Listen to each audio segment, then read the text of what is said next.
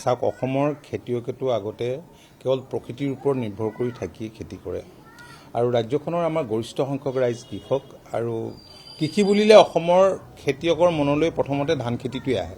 কিন্তু এতিয়া বাণিজ্যিক মূল্য থকা খেতিত জোৰ দিছে কিন্তু জলসিঞ্চনটো আপুনি কোৱাৰ দৰে অন্যতম মানে খেতিৰ কাৰণে আজিৰ যুগত অত্যন্ত প্ৰয়োজনীয় কাৰণ এতিয়া এটা ক্লাইমেট আমি সকলোৱে দেখিছোঁ যে ক্লাইমেট চেঞ্জটো আমাৰ কাৰণে ডাঙৰ প্ৰত্যাহ্বান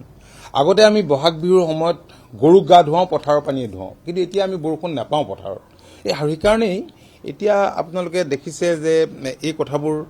আমাৰ কৃষি বিশ্ববিদ্যালয়ে টেক আপ কৰিছে কিদৰে ফ্লাড টলাৰেণ্ট ভেৰাইটি আমি উলিয়াব পাৰোঁ ড্ৰট টলাৰেণ্ট ভেৰাইটি আমি কৰিব পাৰোঁ আৰু আপুনি যিটো কথা কৈছে ইৰিগেশ্যন বিভাগৰ আমি মাননীয় মন্ত্ৰীগৰাকীৰ লগত আমি অলপ সমন্বয় ৰক্ষা কৰি পেলাই কাম কৰিবলৈ আমি চেষ্টা কৰিছোঁ যাতে কাৰণ ইৰিগেশ্যন ডিপাৰ্টমেণ্টৰ স্কিমবিলাক সাধাৰণতে ডাঙৰ স্কিম হয় ইয়াতো এটা সমস্যা মই সদায় দেখা পাওঁ যে পাৱাৰৰ ক'ৰবাত সমস্যা এই স্কিমবিলাক চলিবৰ কাৰণে পাৱাৰ ছাপ্লাইটো এটা মূল প্ৰব্লেম হৈ যায় আৰু সেইকাৰণে আমি ক্ষুদ্ৰ জলসিঞ্চনৰ ওপৰত যে গুৰুত্ব দিয়াৰ কথা কৈছোঁ সেইকাৰণে আমি 1 লাখ STW টাৰ্গেট কৰি আমি কাম কৰিছোঁ ঠিক তেনেকৈ ইৰিগেশ্যন বিভাগেও 100% ছাবচিডিত তেনেধৰণৰ STW দিয়াৰ ব্যৱস্থা তেওঁলোকে কৰিছে ঠিক আছে আপুনি যেতিয়া আপুনি আমাৰ দৃষ্টিগোচৰ কৰিছে এই 3টা স্কিমৰ কথাটো মই মাননীয় মন্ত্ৰীগৰাকীৰ লগত ক'ম যে তেখেতৰ গৃহ জিলাত যিহেতু এনেকুৱা হৈ আছে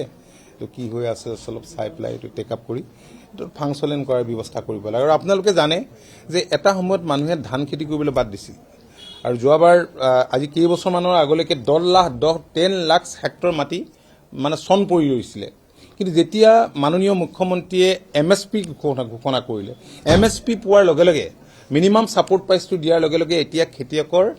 মাটিত আপুনি মানে আমি দেখিছোঁ যে ক'তো মাটি চন পৰি ৰোৱা নাই আৰু এইবাৰটো আৰু বৃদ্ধি কৰিবৰ কাৰণে মাননীয় মুখ্যমন্ত্ৰীয়ে চেষ্টা কৰিছে ইয়াৰ উপৰিও মেইজ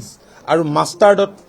MSP দিয়াৰ চৰকাৰে ইতিমধ্যে ব্যৱস্থা গ্ৰহণ কৰিছে আৰু ৰাজ্যখনৰ কৃষকসকলে বাণিজ্যিক মূল্য থকা খেতিৰ ওপৰত গুৰুত্ব দিছে আৰু আপোনালোকে জানি সুখী হ'ব যে 2022-23 বৰ্ষত অসমৰ প্ৰডাক্ট বহি বিদেশলৈকে 4,000 কোটি টকাৰ প্ৰডাক্ট গৈছে বহি ৰাজ্যলৈতো বহুত গৈছেই আনকি বোকাখাটৰ পৰা ৰঙালাও যোৱাবাৰ 6 কোটি টকাৰ ৰঙালাও গৈছে আৰু এইবাৰ বোকাখাটৰ খেতিয়কখিনিয়ে মোক কৈছে যে এইবাৰ মই 12 কোটি টকাৰ আশা কৰিছোঁ এতিয়া অসমৰ আজি কিছুদিনৰ আগতে কমলা অসমৰ আমি হেৰিলে পঠাইছোঁ এইটো আপোনাৰ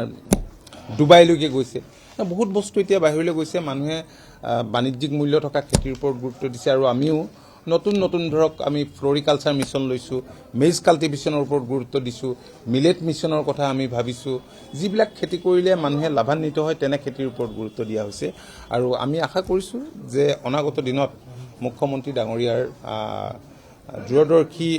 নেতৃত্বত আমি কৃষি ক্ষেত্ৰখনলৈ আৰু যুগান্তকাৰী পৰিৱৰ্তন আনিবলৈ সক্ষম হ'ম